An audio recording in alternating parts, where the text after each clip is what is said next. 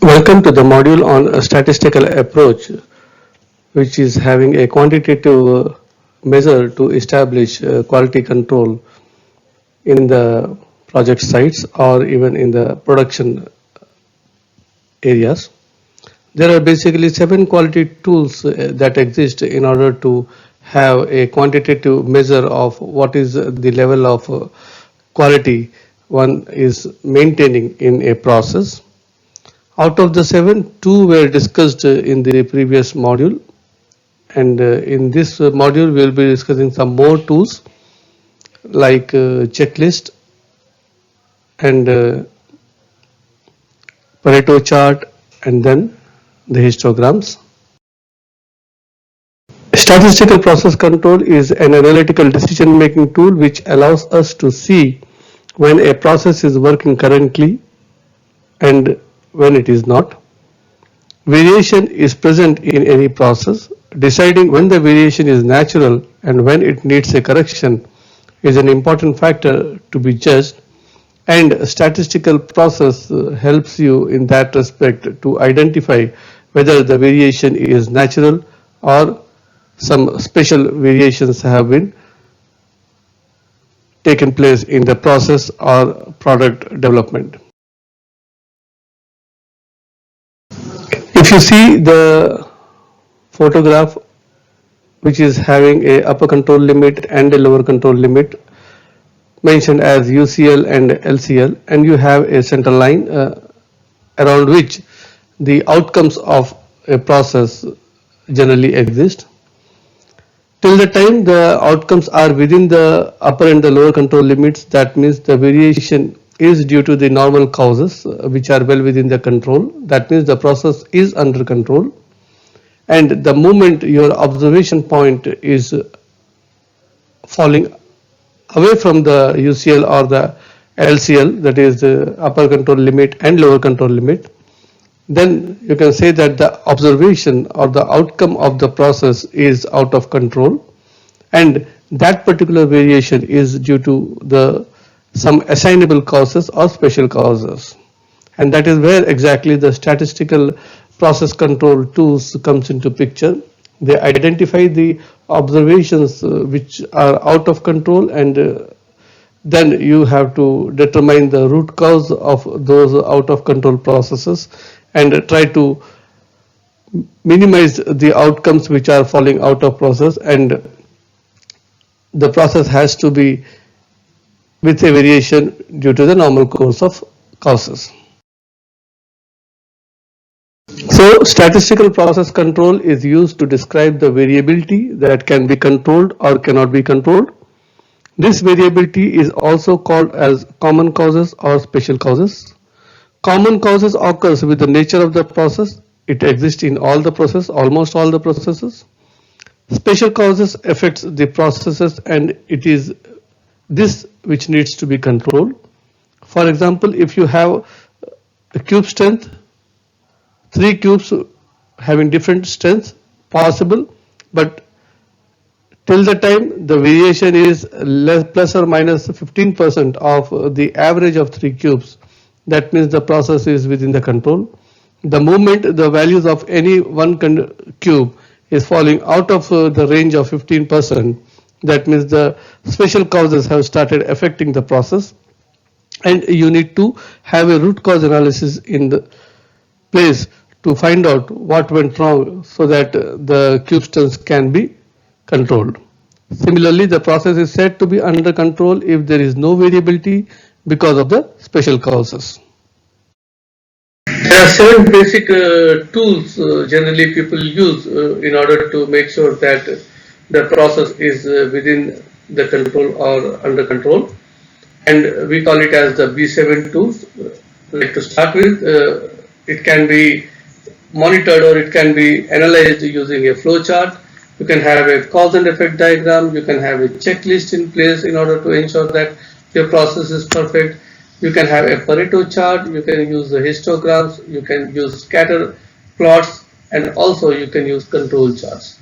These are the various methods with which you can always visualize how your process is performing for a particular period of time.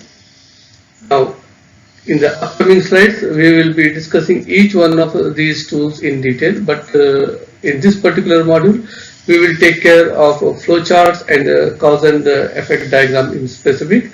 And in the upcoming next modules, we will deal with the other 5 tools, which is a checklist, Pareto chart, histogram, scatter diagrams, and control charts. Now, coming to checklist, in this particular module, we will be talking about the checklist first. If you define checklist, a check sheet is a structured, prepared form for collecting and analyzing data that is a generic tool that can be adopted for a wide variety of purposes. And the checklist is used under certain conditions, like when the data can be observed and collected repeatedly by the same person or at the same location, or when collecting data on the frequency or pattern of events, problems, defect locations, defect causes, etc. Like for example, if a structure is being cracked frequently, that means you need to collect the data using a checklist, so that for what are the reasons for which the defects are being formed or the crack in the particular structure is observed. So the checklist can be customized depending upon the cause for which the checklists are used, depending upon the pattern, depending upon the data you want to collect. The checklist can be designed and standardized, and this can also be used when you are collecting data from a production process to make sure that the product which is coming out of the process is meeting the requirement, the variation is because of the normal causes, and there is no abnormal causes affecting the production of the processes. So checklist, the causes of defect in concrete, if you see, checklists are a very simple way of gathering data so that decisions can be based on facts rather than anecdotal evidences. The table which is shown in the next slides for checklist used to determine the cause of defects in concrete over a period of 15 days in different structures. The possible defects are categorized like cracks, construction joint issues, surface finish, expansion joints, alignments, and compressive strength. If you see the table, what is being shown here, you have a period of say 15 days and you have type of defects categorized in the extreme left column, and for each day what type of defects you have observed. Like for example, if you see a particular defect like crack in concrete, day 1 you have 2 cracks, day 2 you got 1 crack, day 3 you got 4 cracks, like that up to 15 days you got number of cracks, and the total number of cracks over a period of 15 days is 29. Similarly, when you see the construction joint defects, there are 25 construction joint defects for this particular fortnight. Then you have a surface finish defect, again it is counting to be 15 numbers over a period of 15 days. Like this, the checklist is being used to gather information about the type or about the issues we are facing. In this particular case, we are talking about the cause of defects in concrete. Now, these checklists are used to collect the frequency of occurrences for a particular item. Like in this particular case, we are talking about the defects in concrete.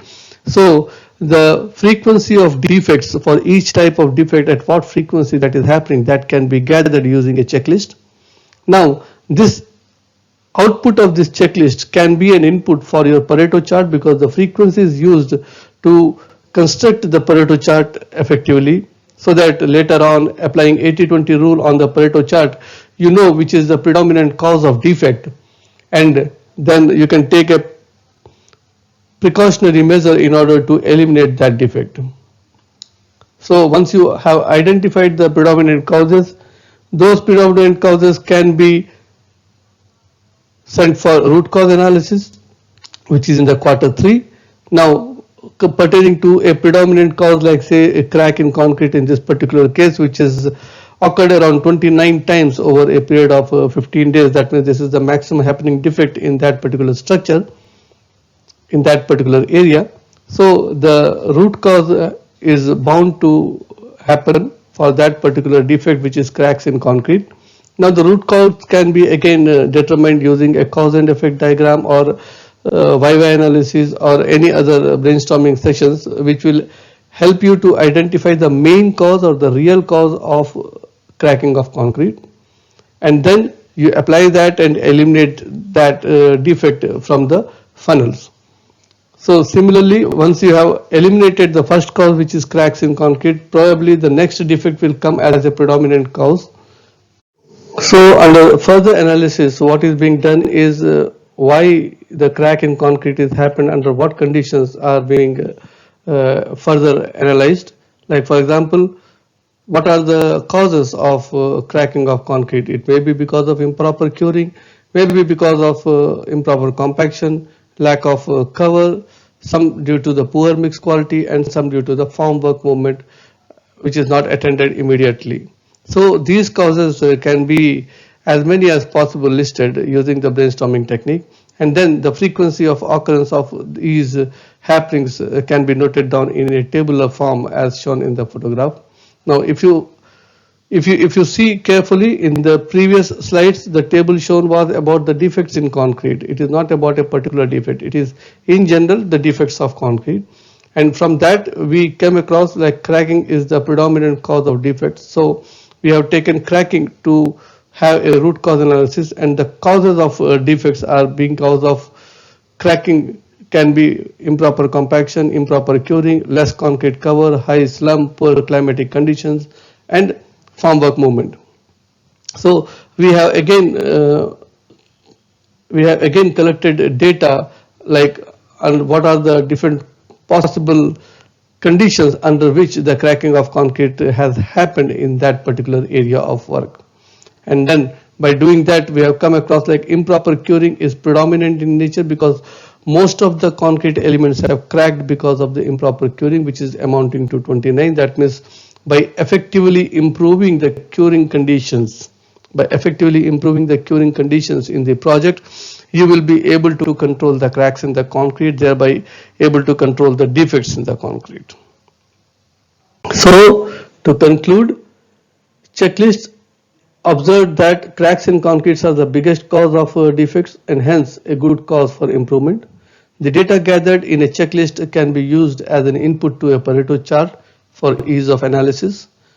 Note that the checklist data doesn't directly provide you the solutions, but they are indicative in nature. So based on that indication, you have to pick up the predominant cause of the defects and then do the root cause analysis. Knowing that the cracks in concrete in this particular case is the biggest cause or the predominant cause of defect. So the root cause for cracks in concrete is being done in order to understand that what is that which is creating cracking of concrete in most of the elements in that particular area of work. So it is observed that improper curing is the main cause of defect concrete in this example. Therefore, by controlling the curing efficiency, such type of defects can be controlled to a large extent. So once you are able to control the first defect, that is cracking of concrete, the next defect will be predominant in nature, and the same cycle one has to follow.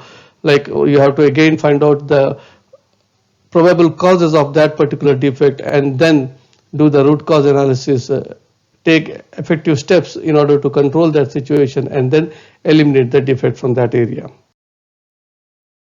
Now coming to the Pareto chart, Alfredo Pareto was an economist who noted that a few people controlled most of the nation's wealth. Pareto's law has also been applied to many other areas, including defects, where a few causes are responsible for most of the problems. Separating the vital few from the trivial many can be done using a diagram which is known as Pareto chart. Dr. Juran suggested the use of this principle to quality control for separating the vital few problems from the trivial many, now commonly known as the useful many. So the idea is you need to identify the vital fews. By controlling those vital fews, you will be able to control the situation, those who are actually controlling the quality of the product or the processes in the area of work. Therefore, Pareto diagram is a tool that arranges items in the order of the magnitude of their contribution, thereby identifying a few items exerting the maximum influences. Now, depending upon the contribution, we have formulated 80-20 rule. That means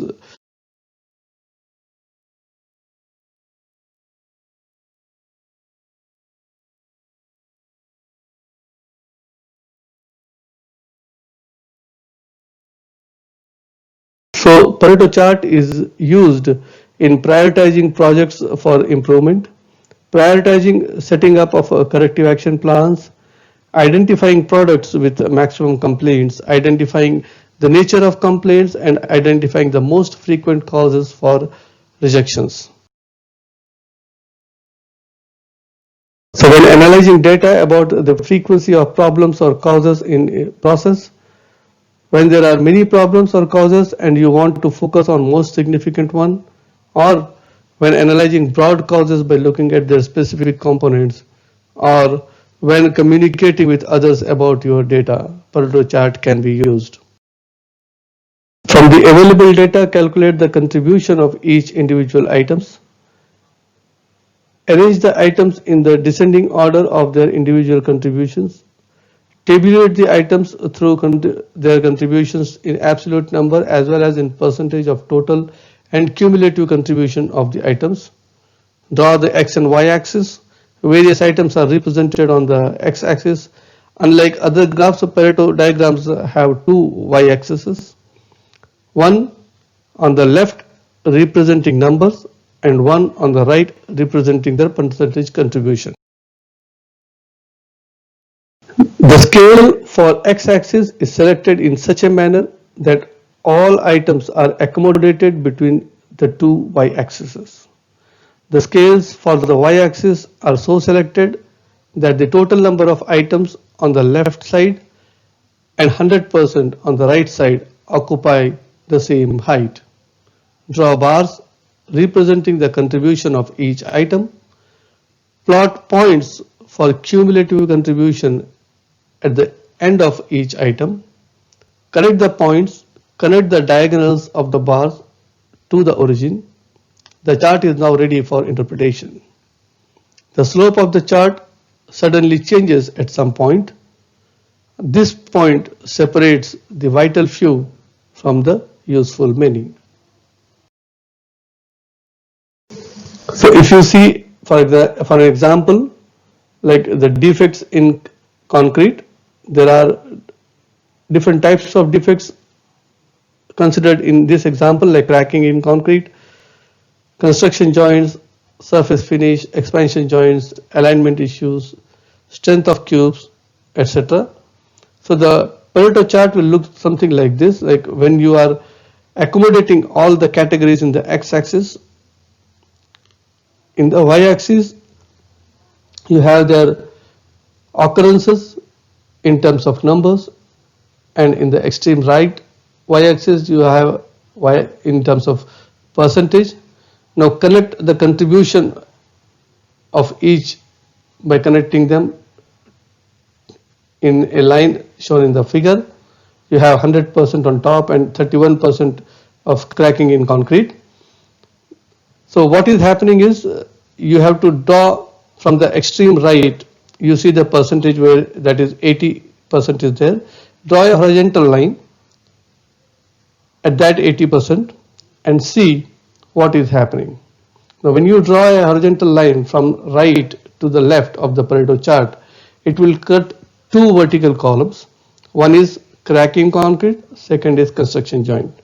That means in order to control the defects, 80% of the defects are contributed, or 80% of the defects are because of these two categories, that is cracking concrete and construction joint. That means if you are able to control the cracking in concrete, if you are able to control the construction joint issues, your 80% defects your 80% defects in the projects or in the process can be controlled.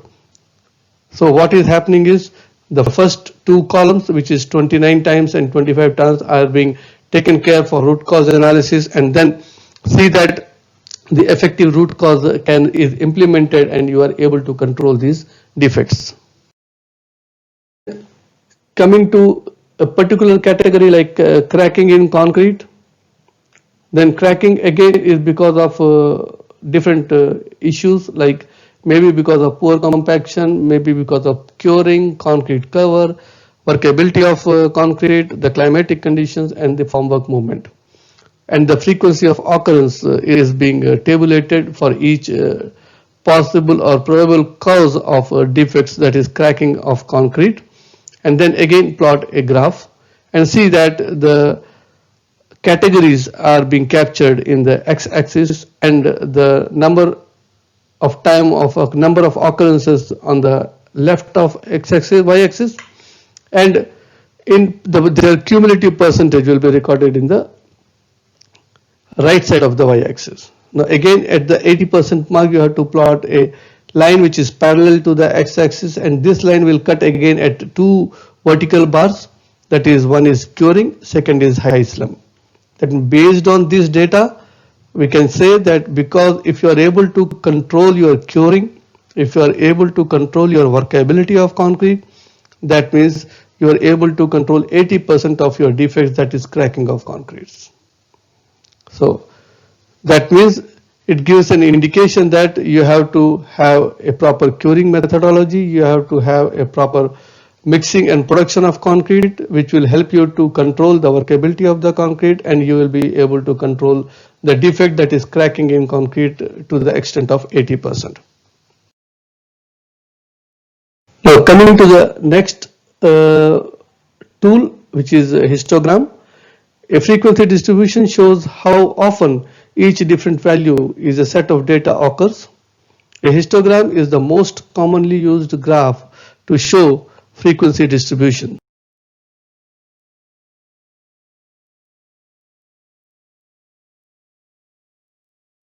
When to use a histogram? When the data are numerical, we can use histogram. When we want to see the shape of the data distribution, especially when determining whether the output of a process is distributed normally or not, we use histogram. When analyzing whether a process can meet the customer's requirement, we use histogram. When analyzing what the output from a supplier's process looks like, when seeing whether a process change has occurred from one time period to another time period, or when determining whether the output of the two or more processes are different or they are same, and when you wish to communicate the distribution of data quickly and easily to others to make them understand what is the level of control you are having as far as the quality of the process or product is concerned. So the procedure to make a histogram is collect the data, arrange all values in an ascending order, divide the entire range of values into a convenient number of groups, each representing an equal class interval. It is customary to have a number of groups equal to or less than the square root of the number of observations. Note that the number of observations or frequencies in each group. Draw x-axis, y-axis and decide appropriate scales for the groups on x-axis and the number of observations or frequency on y-axis. Draw bars representing the frequency of each of the groups and then study the pattern of distribution and draw conclusions out of it. If you see a normal distribution, the nature and normal distribution would indicate that the process being studied is under control. The histogram is normal if the highest frequency is in the central group and there is a symmetrical tapering on either side of the central group as shown in the figure. Stoppages due to the machine problems recorded and plotted the graph. This is the typical photograph showing the normal distribution.